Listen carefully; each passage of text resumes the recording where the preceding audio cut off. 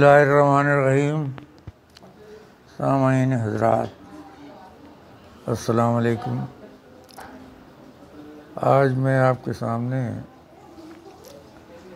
یہ شبیر حسن خان جوش ملی آبادی کی نظم پیش کر رہا ہوں، دو نظمیں پیش کر رہا ہوں۔ جوش ملی آبادی جو ہے وہ نظموں کے شاعر تھے۔ نظم میں ان کا جواب نہیں تھا۔ جوش ملی آبادی کے یہاں الفاظ کی بندش ایسی ہے کہ الفاظ بہت سنہرے ہیں۔ ہمارے شہر کے شاعر جو ہے فراق صاحب جو ہے، فراق گورکھپوری جو ہے، وہ غزل کے شاعر ہیں، تو جوش ملی آبادی نظم کے شاعر ہیں۔ فراق نے ایک بار کہا تھا، ادب کی ایک منزل ہے، ادب کا ایک جادہ ہے، فراق و جوش کی دو بوتلیں ہیں، ایک بادہ ہے۔ یعنی شراب جو ہے وہ ایک ہی ہے اور بوتل ایک ہی ہے، شراب ایک ہے، بوتل دو ہیں۔ ادب کی ایک منزل ہے، ادب کا ایک جادہ ہے، فراق و جوش کی دو بوتلیں ہیں، ایک بادہ ہے۔ اب آپ جوش ملی آبادی کی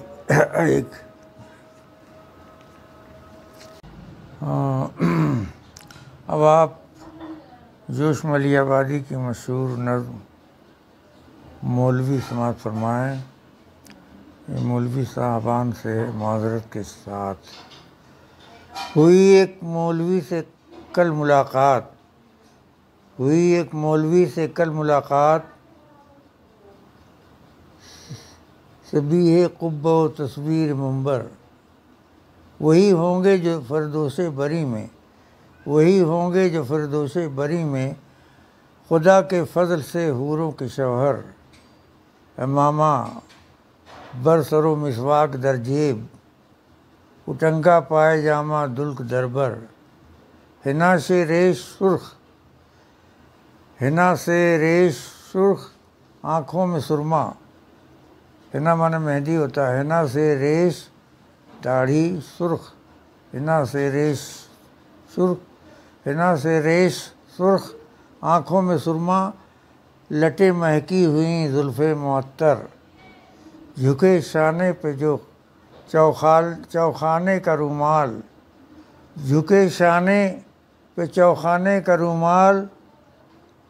عبا کے بند میں تسبیح احمر، جھکے شانے پہ چوخانے کا رومال، عبا کے بند میں تسبیح احمر۔ یہ مولوی صاحب کی تعارف ہے جوش ملی آبادی نے۔ آپ دیکھیے الفاظوں کی بندش اور محظوظ ہوئی کہ بہت مشکل الفاظ بھی نہیں ہیں، جو تصویر ہے مولوی صاحب کی جیسے رہتے ہیں وہی دکھایا ہے جوش ملی آبادی نے۔ جھکے شانے پہ چوخانے کا رومال،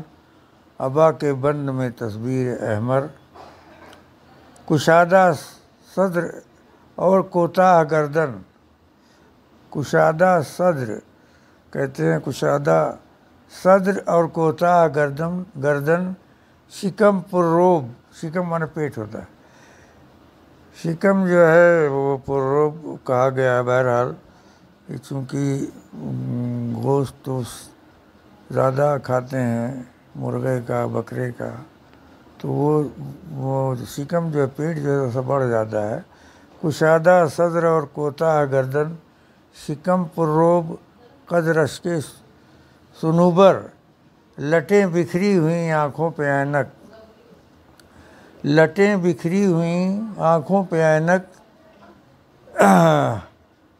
لبیں ترشی ہوئیں داڑھی شکم پر۔ اب داڑھی کے بارے میں تو کہنا ٹھیک نہیں ہے، داڑھی اللہ کا نور ہے، جو ہے خدا کا نور ہے۔ وہ بڑی داڑھی ہے تو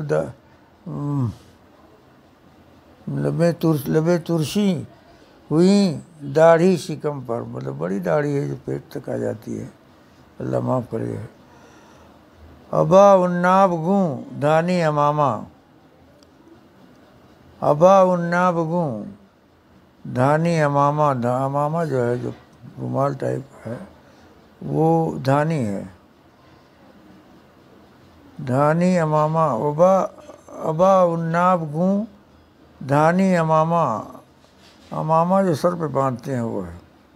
گلوری منہ میں، پان کی گلوری منہ میں، لبے خون کبوتر،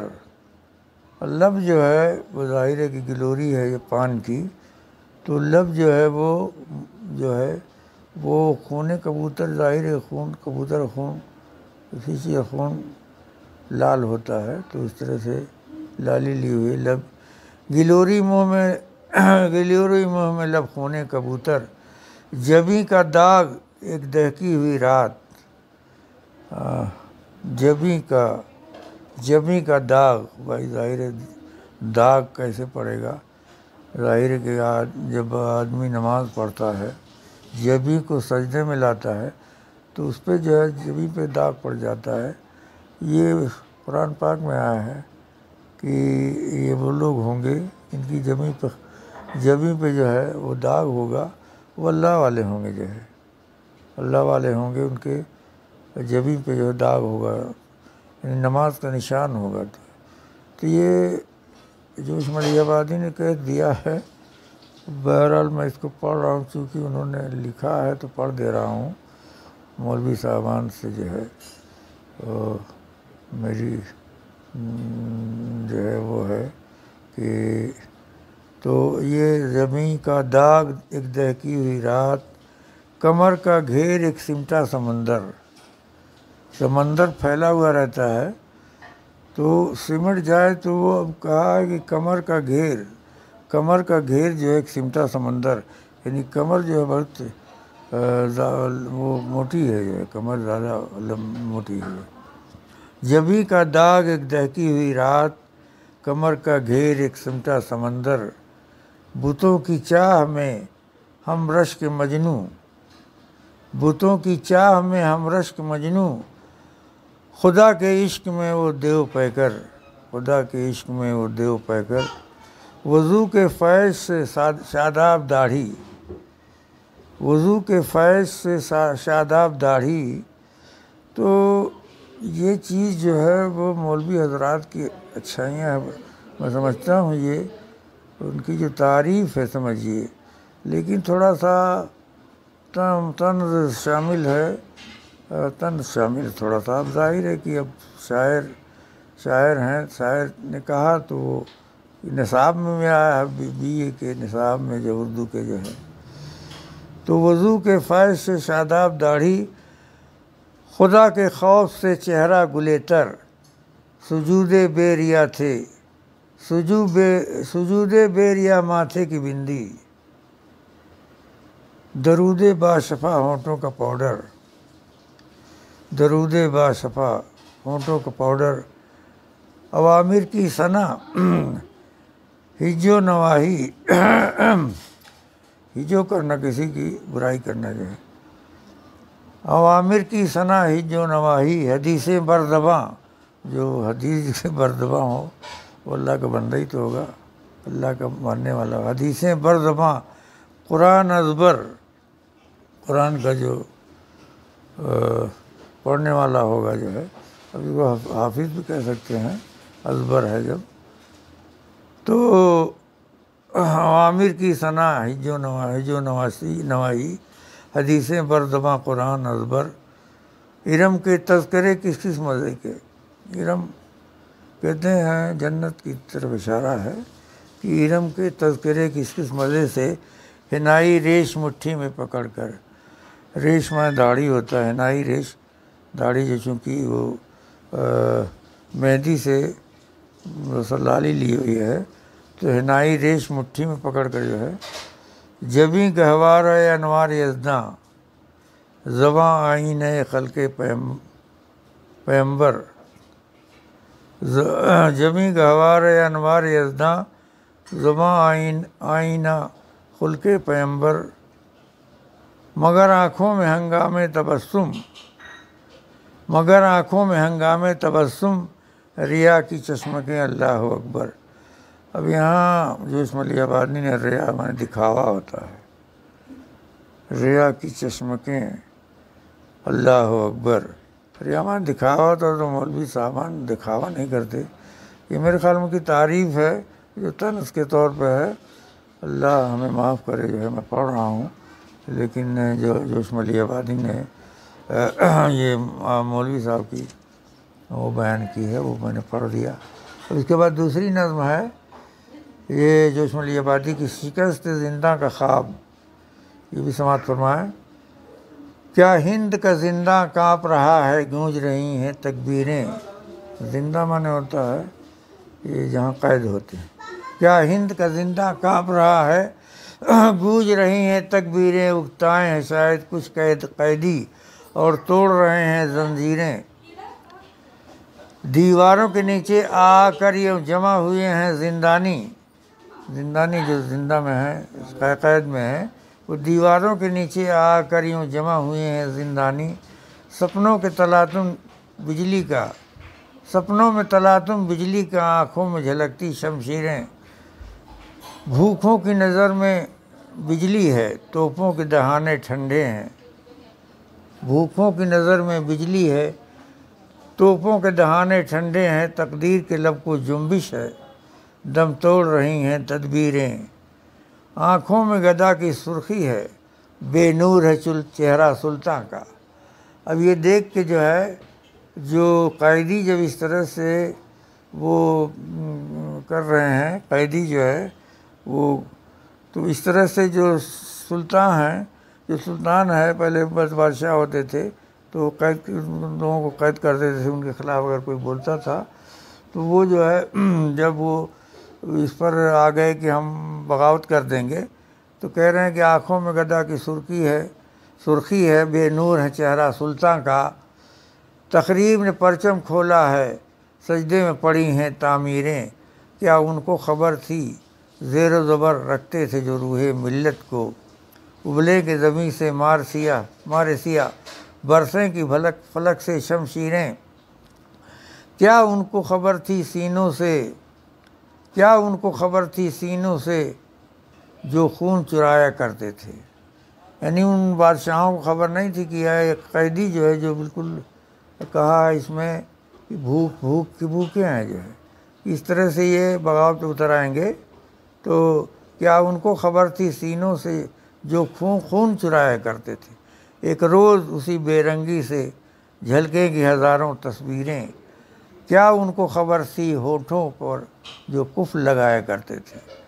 یا ان بادشاہوں کو کیا خبر تھی جو ان کے ہونٹوں پر جو ہے کفل تالا لگا دیے تھے، یہ بول نہ سکیں، تالا لگا دیے تھے، کیا ان کو خبر تھی ہونٹوں پر جو قفل لگایا کرتے تھے، ایک روز سی خاموشی سے ٹپکیں گی دہکتی تقریریں، یعنی یہ جو قیدی ہیں یہ بادشاہوں کے یا جو قید کیے تھے ان کو یہ خبر نہیں تھی کہ یہ شمشیر نکال لیں گے، تلوار نکال لیں گے، اور ایک روز وہ جو خاموشی ان کے اندر ہے، خاموش ہیں، ان سے تقریر ہوگی، تقریر جو ہے تقریر کریں گے کہ بغاوت کرو، ان کے خلاف بادشاہ کے خلاف بغاوت کریں، کیا ان کو خبر تھی ہونٹوں پر جو کفل لگایا کرتے تھے، ایک روز اسی خاموشی سے ٹپکیں گی دہکتی تقریریں، سنبھلو کہ وہ زندہ گونج اٹھا، آخری بند ہے، آخری شعر ہے، سنبھلو کہ وہ زندہ گونج اٹھا، جھپٹوں کی وہ قیدی چھوٹ گئے۔ اب جب بغاوت ہوئی تو قیدی سب زندہ سے قید سے چھوٹ گئے، سنبھلو کہ وہ زندہ گونج اٹھا، جھپٹوں کی وہ قیدی چھوٹ گئے، اٹھو کہ وہ بیٹھی دیواریں، دوڑو کہ وہ ٹوٹیں زنجیریں، سنبھلو کہ وہ زندہ گونج اٹھا، جھپٹوں کی وہ قیدی چھوٹ گئے، اٹھو کہ وہ بیٹھیں دیواریں، دوڑو کہ وہ ٹوٹیں زنجیریں، تو زنجیر سے باندھے ہوئے تو زنجیر توڑ دیے اور دیواروں کو توڑ کے جو ہے باہر نکل آئے جو ہے، تو یہ شکست زندہ کا خواب ہے۔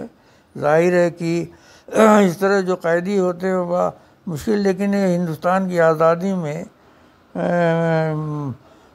مولانا مولوی صاحبان یا جو بہت بڑے بڑے علماء تھے، انہوں نے جو ہے ملک کو آزاد کرنے میں ہندو اور مسلمان دونوں ایک ساتھ تھے، اور انہوں نے اس طرح کی چیزیں کی ہیں۔ جلیانوالہ والا باغ کو آپ نے دیکھا ہی ہوگا، جہاں اتنے سارے قتل ہوئے جو ہے، اور جنرل ڈائر نے جو گولی چلائی تو بہت سارے مر گئے پنجاب میں جو ہے، تو جنرل ڈائر نے جو ہے۔ تو اللہ تعالیٰ امید ہے کہ آپ یہ دونوں نظمیں آپ پسند کریں گے۔ تو اسی کے ساتھ میں اپنی بات ختم کرتا ہوں۔ لا الہ الا اللہ۔